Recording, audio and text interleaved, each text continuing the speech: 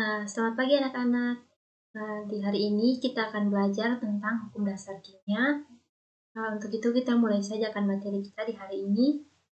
Tetapi sebelum kita masuk pada materi, di sini Ibu akan memberitahukan terkait dengan di dalam slide ini ada petunjuk, kemudian ada indikator, kemudian juga ada tujuan pembelajaran, ada materi, dan juga ada tugas. Untuk indikatornya itu yang pertama menjelaskan hukum dasar kimia, yang kedua mengetahui setiap percobaan, dan yang ketiga itu menjelaskan pengertian hukum-hukum dasar kimia.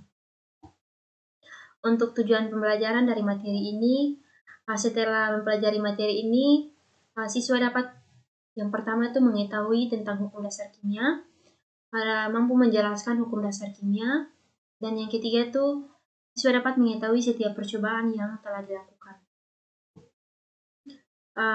Untuk hukum-hukum dasar kimia, yang pertama itu ada hukum kekalahan massa atau yang dikenal dengan hukum Lavoisier.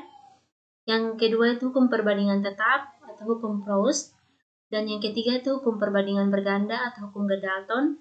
Dan yang keempat itu hukum perbandingan volume atau hukum Gay-Lussac. Kita masuk pada hukum yang pertama itu hukum Lavoisier, di mana di dalam suatu reaksi kimia, massa saat sebelum reaksi itu sama dengan massa saat sesudah reaksi. Anak-anak, di sini ada gambar tentang percobaan Lavoisier, di mana yang pertama bubuk merah itu dimasukkan ke dalam air raksa, kemudian dipanaskan dan diuapkan menggunakan tabung udara, dan untuk persamaan reaksinya itu kayu tambah oksigen itu menghasilkan arang atau abu itu tambah gas tambah asap. Untuk persamaan reaksi kedua itu massa atau kayu tambah oksigen sama dengan massa arang atau abu tambah gas tambah asap. Di dalam satu reaksi kimia, massa saat sebelum reaksi sama dengan massa saat sesudah reaksi. Nah, untuk hukum kedua itu hukum Proust itu menyatakan bahwa perbandingan massa unsur-unsur penyusun suatu senyawa adalah tidak tergantung pada asal-usul senyawa tersebut. Nah, anak-anak, ada berbagai senyawa yang dibentuk oleh dua unsur atau lebih. Nah, ada contohnya itu air atau H2O. Air ini dibentuk oleh dua unsur, yaitu unsur hidrogen dan oksigen. Untuk materi mempunyai massa, termasuk hidrogen dan oksigen. Nah, anak-anak, ada juga berbagai senyawa yang dibentuk oleh dua unsur atau lebih. Sebagai contoh, H2O. Nah, air dibentuk oleh dua unsur, yaitu unsur hidrogen dan oksigen. Untuk percobaan dari Proust ini, yang pertama ada massa hidrogen yang direaksikan dalam bentuk gram. Untuk bagian pertama itu 1, untuk bagian kedua 2, untuk bagian ketiga 1, dan untuk bagian keempat itu 2. Untuk massa oksigen yang direaksikan ada 8, ada 9, dan 16. Untuk massa air yang terbentuk itu ada yang pertama itu 9 gram, yang kedua 9 gram, yang ketiga 9 gram, dan yang keempat itu 18 gram.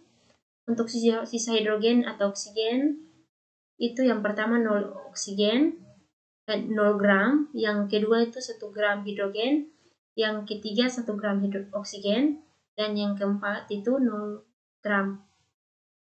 Dimana massa hidrogen itu bagi massa oksigen sama dengan 1 berbanding 8. Dimana bahwa unsur hidrogen dan unsur oksigen itu selalu bereaksi membentuk senyawa air dengan perbandingan massa yang tetap, yaitu 1 berbanding 8.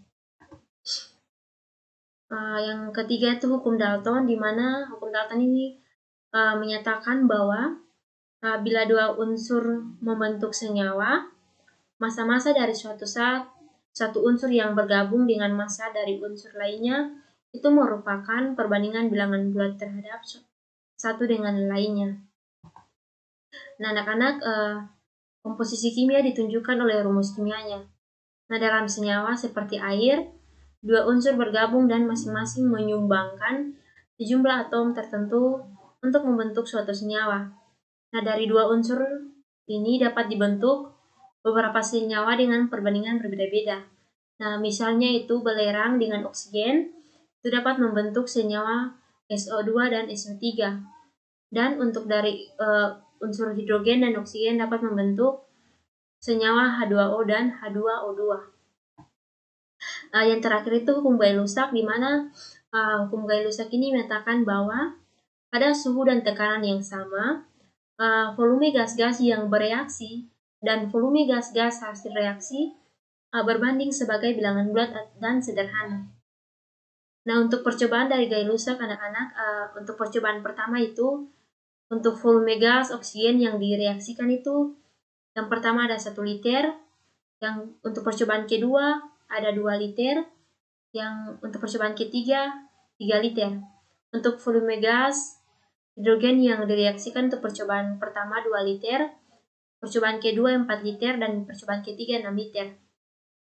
Untuk volume uap air yang dihasilkan untuk percobaan pertama 2 liter, untuk percobaan kedua 4 liter, dan untuk percobaan ketiga 6 liter. Nah, anak-anak, menurut Gay-Lussac, gas hidrogen tambah gas oksigen ini menghasilkan uap air dengan untuk gas hidrogen ini memiliki volume 2 volume, untuk gas oksigen 1 volume, dan menghasilkan 2 volume uap air.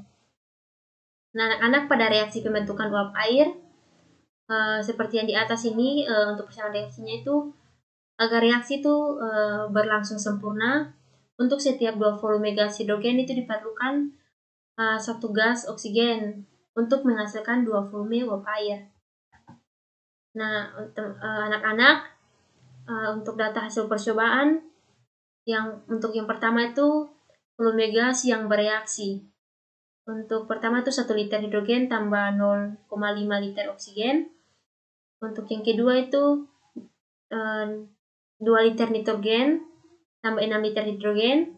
Untuk yang ketiga itu 1 liter hidrogen tambah 1 liter klor. Dan untuk yang bagian keempat itu 1 liter etilena bereaksi dengan 1 liter hidrogen.